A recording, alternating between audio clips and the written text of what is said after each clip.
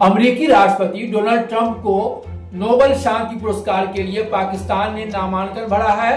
तुर्की के राष्ट्रपति तैयब अर्दगान ने मुस्लिम देशों से ईरान का समर्थन करने को कहा है, तो वहीं फलस्तीन और ईरान की पुरानी यादों को सोनिया गांधी ने याद दिलाते हुए कहा कि मध्य पूर्व की विस्फोटक स्थिति पर हमारे प्रधानमंत्री की चुप्पी बेहद चिंताजनक है। लेकिन पहले ईरान और इस्राइल के विस्फोटक हालात के बारे में। ईरान के ताजा हमले में इस्राइल के कई शहर खंडहर बन चुके हैं, सिर्फ धुआं ही धुआं दिखाई दे रहा है। और इस्राइल के प्रधानमंत्री नेतन्याहू ने बिल्कुल गिड़गिड़ाते हुए अमेरिका से कहा है कि वो ईरान पर बड़ा हमला करे, क्योंकि ईरान अमेरिका के लिए बेहद खतरा बनता जा रहा है। नमस्कार दोस्तों, स्टार न्यूज में मेरा अभिवादन स्वीकार कीजिए।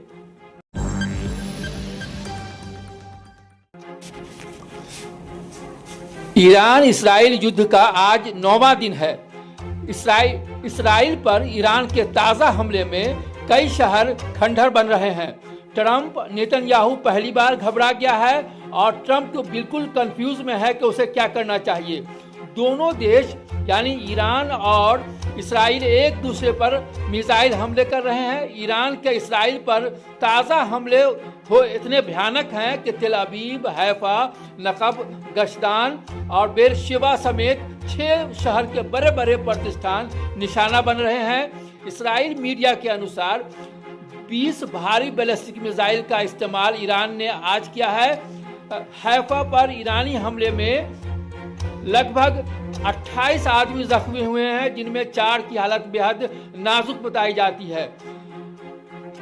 मध्य पूर्व के मीडिया पत्रकारों ने कहा है कि ईरान के हमले इतने भारी और खतरनाक हो रहे हैं कि तेल अवीव के कई प्रतिष्ठान, हैफा और बेरशेबा के कई स्थानीय निकायों के बिल्डिंगों ने बिल्कुल जमीन बोस हो चुके हैं। हर जगह धुआं ही धुआं दिखाई दे रहा है, हर जगह सायरन की आवाजें सुनाई दे रही हैं। तो वहीं इसराइल ने रात भर तेहरान में कई औद्योगिक स्थलों पर हमला किया है और उन्होंने कहा है कि ईरान के 3 कमांडरों को भी गिराने का उन्होंने दावा किया है। इसराइल मीडिया का कहना है कि हमले में फौजी, औद्योगिक और मैन्युफैक्चरिंग केंद्र को निशाना बनाया गया है। उस दौरान इसराइल ने ईरान के 4 मानव रहित हवाई वाहनों को रोका है। इसराइल ने ईरानी शहर खुर्माबाद, कुम, अस्फहान के करीब न्यूक्लियर साइट खुजिस्तान, अजवास पर मिसाइलें दागी हैं, जिसमें कहा जा रहा है कि 5 ईरानी शहीद हुए हैं।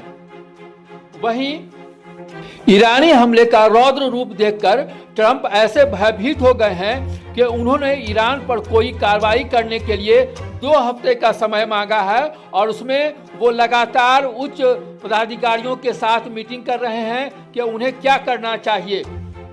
इससे पूर्व ईरान के विदेश मंत्री अब्बास अराक्ची ने मध्य पूर्व संघर्ष पर चर्चा करने के लिए जिनेवा में यूके, जर्मनी, फ्रांस और यूरोपीय संघ के राजनयिकों से भेंट की। वहीं फ्रांस के राष्ट्रपति इमैनुअल मैक्रॉन ने ईरान से अपने परमाणु कार्यक्रम पर बातचीत की मेज पर लौटने की इच्छा दिखाने का आग्रह किया है। जिनेवा में संयुक्त राष्ट्र की ह्यूमन राइट्स काउंसिल से एड्रेस करते हुए ईरानी विदेश मंत्री ने कहा है कि इसराइल के हमले और उसकी अमानवीय कार्रवाई जिनेवा कन्वेंशन की खिलाफ वर्जी है।